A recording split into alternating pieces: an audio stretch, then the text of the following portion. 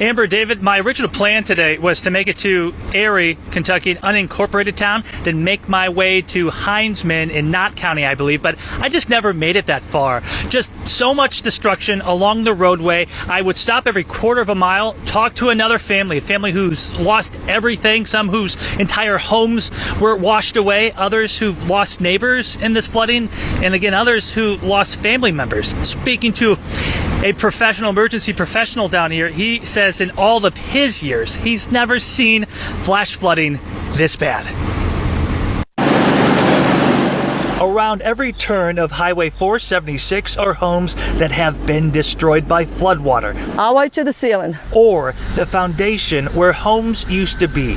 And he told them they better get the National Guard out. Judy Hudson was rescued by helicopter from her home last Thursday. The helicopter started flying over and we was waving stuff out the windows and they come and got us. The water was nearly waist deep on the second floor of Hudson's home. And Troublesome Creek is more than 30 yards from their front door. He dropped a basket down to the door and we got in the basket and they took us up in the basket. Hudson and her husband survived, but she says her older sister and neighbor died in her home a quarter mile down the road. Well, we didn't find her that first day. They found her the next, when the water went down to where they could get to her. Her grandson and her son-in-law went down there and found her. She was in the dining room laying on the floor. Debris hanging from tree branches 20 and 30 feet above the water give you some kind of idea how high the floodwater rose. It was a monster. I've been doing this for 33 years as a fireman, 25 years on one of the FEMA task forces, and this is the worst I've seen for flash flooding. Battalion Chief Jay Settergren is a FEMA task force leader from Indianapolis. Settergren says residents hardly had any time to act. And it just came through so violently, and it was very evident to us after the 1-inch rain last night. This has gone up 6 feet today. Which means, sadly, the risk for more flooding hasn't passed.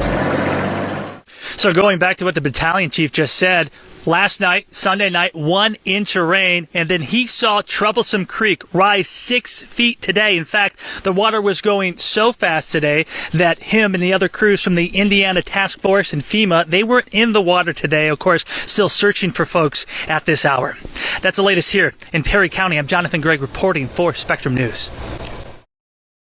Everything that was inside these buildings in downtown Hindman continues to pile up on the sidewalk as no building along Troublesome Creek was spared from this historic level of flash flooding. But my day started in one county over, in Perry, learning about a husband and father and his act of heroism.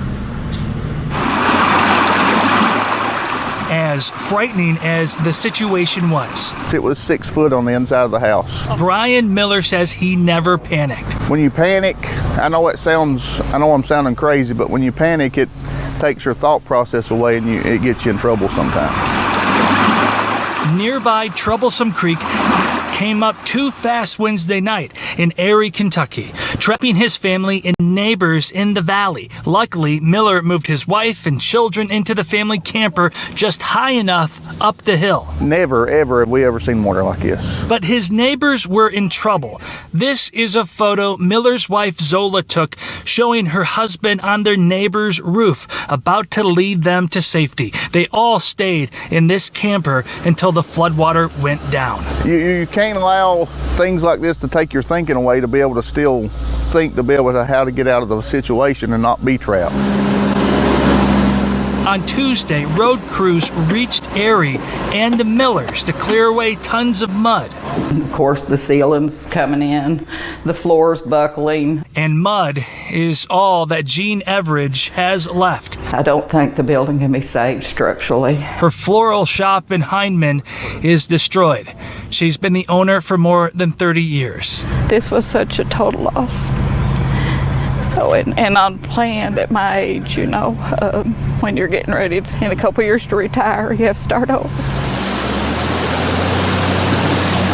And at a time when so many families need comfort as they grieve, Everidge says she wishes she could do more. She's received several calls to do flower arrangements for victims of the flooding. It's hard to realize you can't be there for someone who's hurting when you're hurting yourself.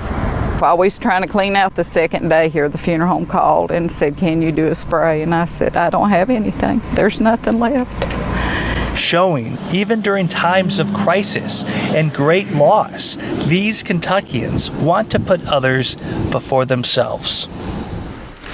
Jean Everidge, and like so many other Kentuckians, are hurting right now. She did say two things before I left. One, she is so thankful for all the people who have come to these communities to help out in any way they can. She wants, though, to say, don't forget about them. Don't forget about them, because this is going to be an incredibly long process for recovery. They need more boots on the ground. They need reinforcements to help remove all this debris and all this mud, just like we saw in her business and just like so many other businesses and homes throughout eastern Kentucky. But that is the latest in Knott County. I'm Jonathon Gregg reporting for Spectrum News.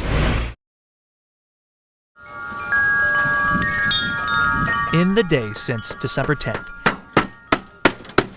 a dominating sound echoes throughout Dawson Springs. Every day but Sunday. Well, because the first month, even on Sunday.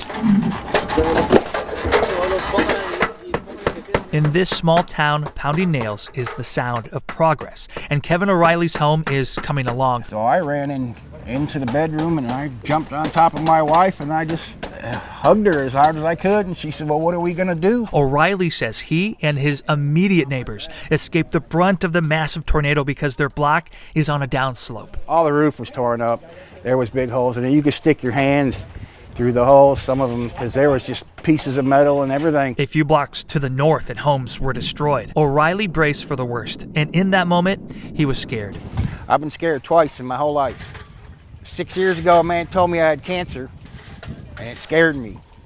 And then December 10th of last year, that tornado came. It scared me. I thought I was going to lose my life, my wife, everything we had. So O'Reilly fared better than expected. His roof was patched a week ago, and new siding is going up on this day.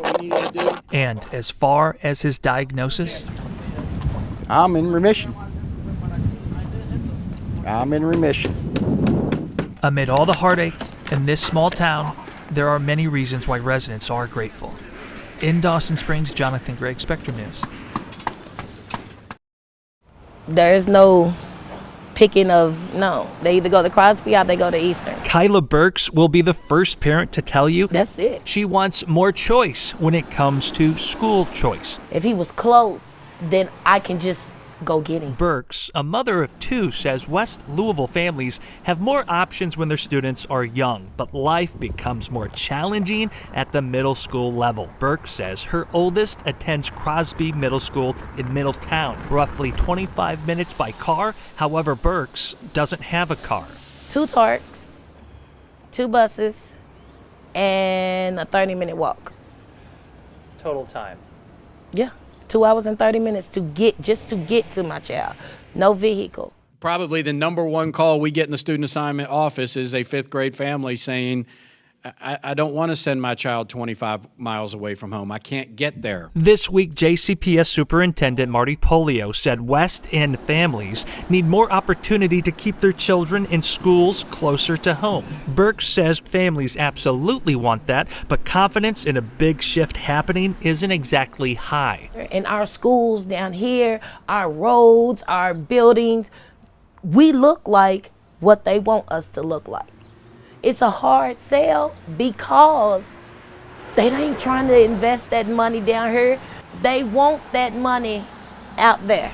And Burke says the fact her son was placed in a school so far from home and it wasn't their choice exemplifies the undue pressure so many West End families are under. In Louisville, Jonathon Gregg, Spectrum News.